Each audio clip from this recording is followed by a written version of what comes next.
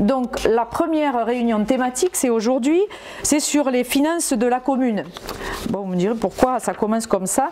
Bon, ben, c'est quand même que les finances de la commune, c'est un peu le nerf de la guerre et ça conditionne la vie, l'état des finances d'aujourd'hui quand même conditionne les projets et la vie de la commune de demain.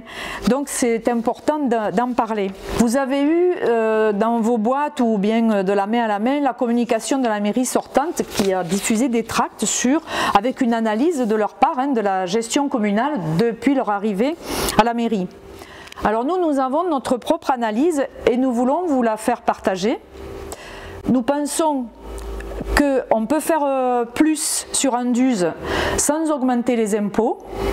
Et nous pensons aussi que tous les citoyens sont en droit et sont à même également d'avoir une information sur les finances de leur commune.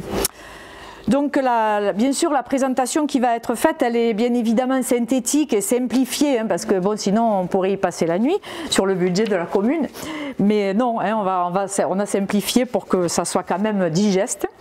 Et on a la chance d'avoir dans notre liste 3 personnes compétentes qui sont des professionnels de la gestion et donc qui sont vraiment à même d'analyser les finances d'une commune et d'en faire des projections. Donc j'ai Sandrine Labeurtre qui est conseillère municipale avec moi d'opposition et qui est coordinatrice comptable pour un regroupement d'associations au niveau départemental. Ensuite c'est Joseph Sontag qui est là pardon. Qui lui était contrôleur de gestion et directeur financier chez Renault, et puis André Merel qui est retraité et conseiller financier pour des sociétés de services. Donc c'est eux qui vont vous présenter, enfin surtout Joseph et Sandrine qui vont vous présenter notre analyse et nos propositions sur les finances de la commune, et ils l'ont préparé tous les 3.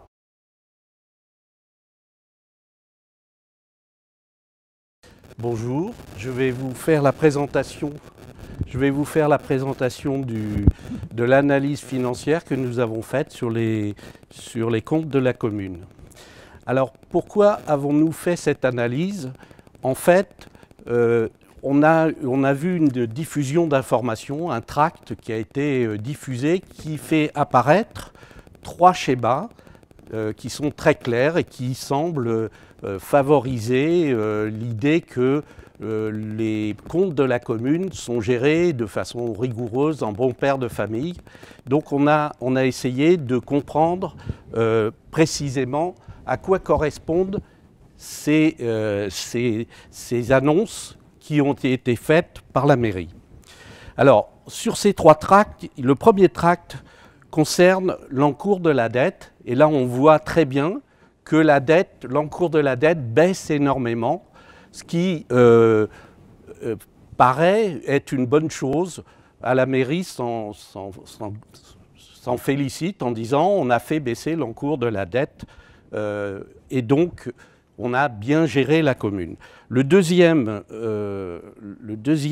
graphe fait apparaître, lui, une baisse aussi très importante de la dotation globale de fonctionnement. Donc ça, on voit aussi qu'il y a une baisse importante de financement en provenance de l'État.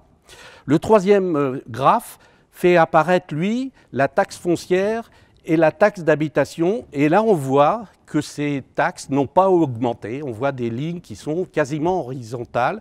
Et le maire affirme que tout va bien puisqu'on n'a pas augmenté les taxes.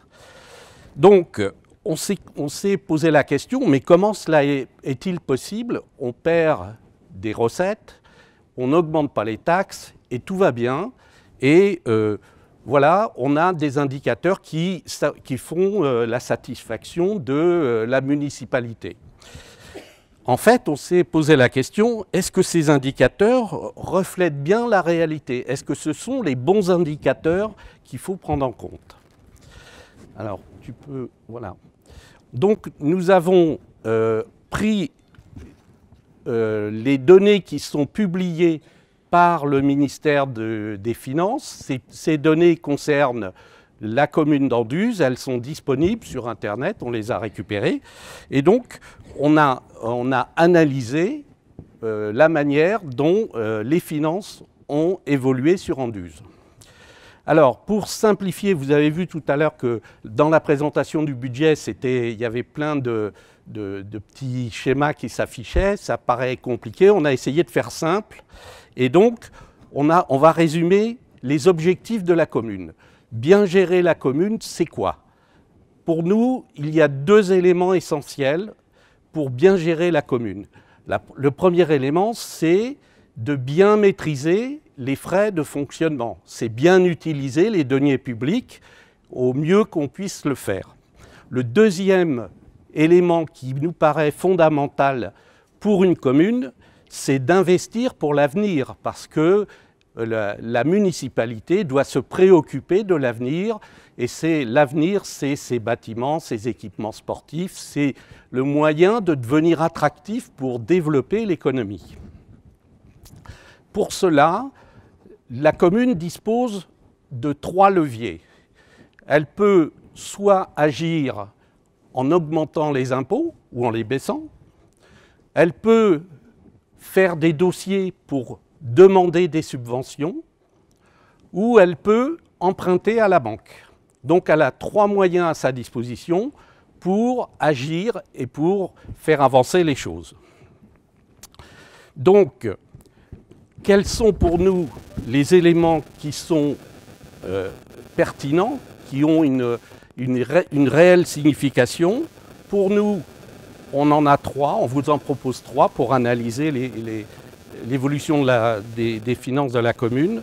Premièrement, on va regarder comment ont évolué les frais de fonctionnement.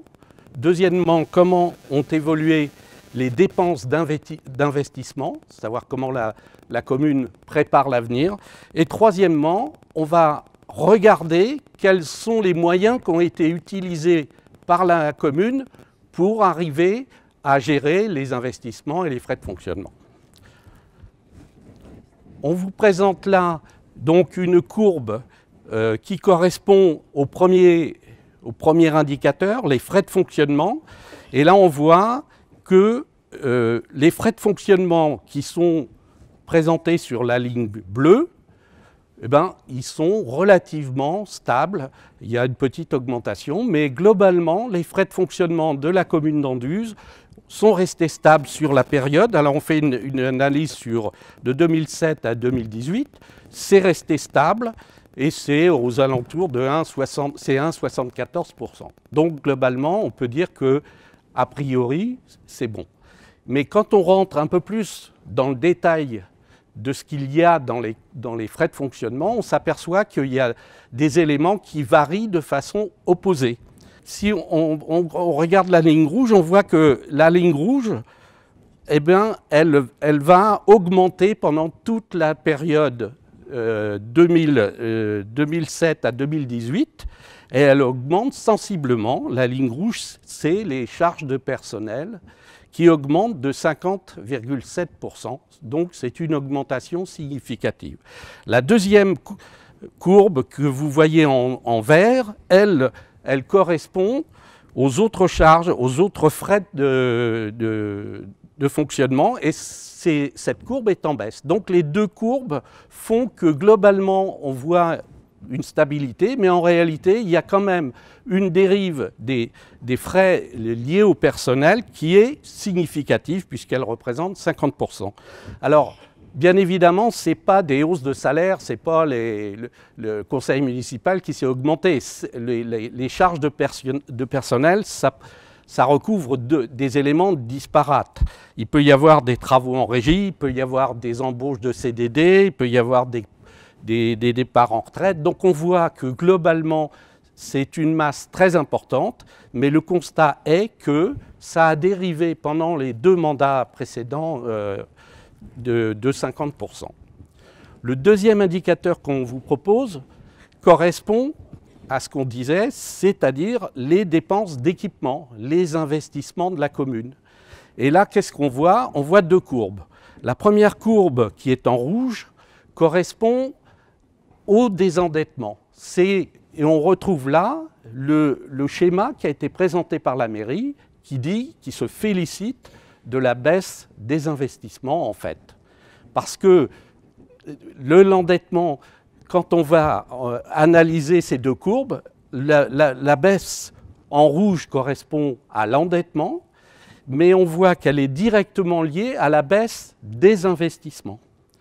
Et de ce fait, on peut considérer que cette situation est totalement anormale, parce que les investissements, c'est quelque chose qui est indispensable pour une commune.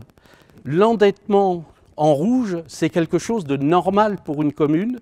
Ce n'est pas comme une personne surendettée qui essaye de sortir mieux ses fins de mois en se désendettant. Pour une commune, la commune elle a les moyens, elle a les ressources pour rembourser ses emprunts, elle fonctionne normalement avec de l'endettement. Donc l'endettement, ce n'est pas quelque chose de négatif.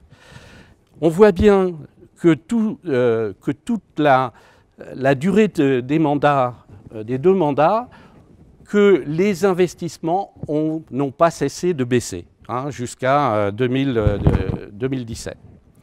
Donc ça, c'est quelque chose de préoccupant, parce que quand on n'investit pas, on n'entretient pas les bâtiments, on ne construit pas des équipements nécessaires, et en fait, on amorce un déclin.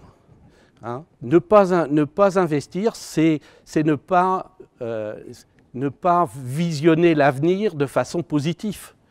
Parce que il faudra bien, à un moment donné, remettre en état les équipements et investir pour attirer, par des équipements qui sont importants pour la population, attirer des nouvelles entreprises, des nouveaux ménages. Donc tout ça, c'est quelque chose de préoccupant.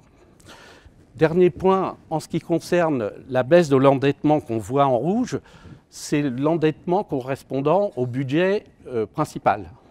Mais il y a une autre dette qui n'a pas été annoncée par la mairie, mais qui correspond à l'endettement d'un budget particulier pour la gendarmerie. Il faut quand même préciser que ce budget fait 1 982 000 €. Voilà. Troisième, tu passes l'eau. Troisième, je dirais, indicateur, c'est ce qu'on vous proposait tout à l'heure, c'est de voir comment on a géré la commune, avec quel levier, avec quels moyens on a fait fonctionner la commune. Alors, le premier point, c'est que vous voyez sur le graphe une ligne en bleu. Cette ligne en bleu, elle est quasiment horizontale, donc elle est régulière. Et ça, c'est quelque chose qui est en contradiction avec ce qu'a dit le maire, parce que cette courbe bleue, c'est la dotation globale de fonctionnement. Et dans son tract, le maire affirme que ça a baissé. Mais quand on regarde les chiffres qui sont donnés par le ministère des Finances, on voit, vous le voyez en bleu, la dotation globale de fonctionnement n'a pas varié, elle est stable sur toute la période. Il reste trois courbes. Donc la courbe en rouge, c'est le levier qu'on disait tout à l'heure, c'est comment on a fait appel à l'impôt. C'est le premier levier qui a été utilisé par la commune. Elle s'est financée en priorité par les impôts.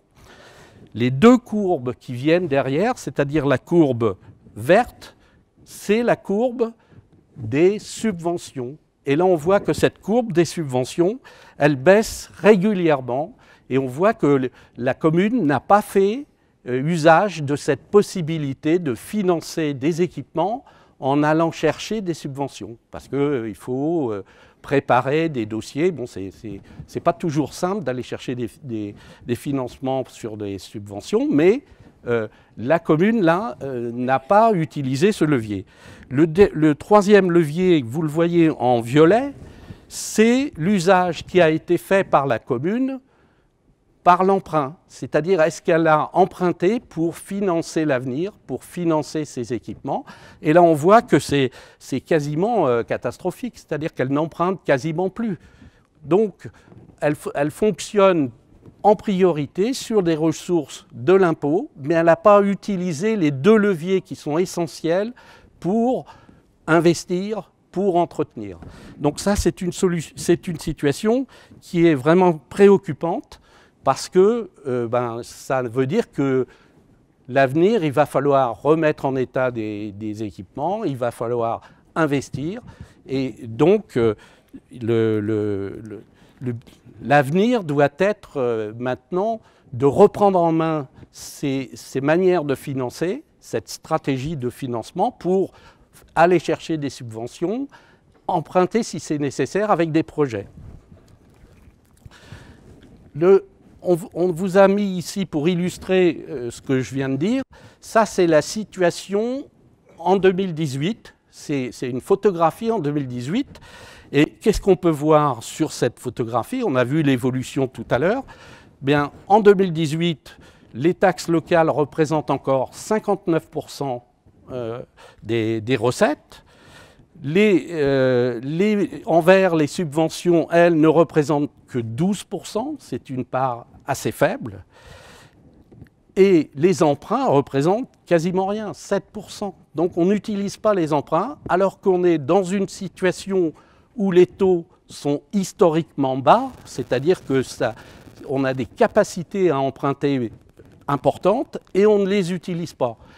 Deuxième point qui est important, on n'a pas fait d'emprunt non plus, on n'a pas fait de subventions, on n'a pas été chercher des subventions, alors que depuis 2013, la commune d'Anduze bénéficie d'aides très importantes de l'État si elle en fait la demande, puisqu'elle a été classée en quartier de la politique de la ville. Donc on voit bien que là, on a financé sur l'impôt sans prendre les opportunités qui étaient offertes pour financer à moindre coût pour les contribuables.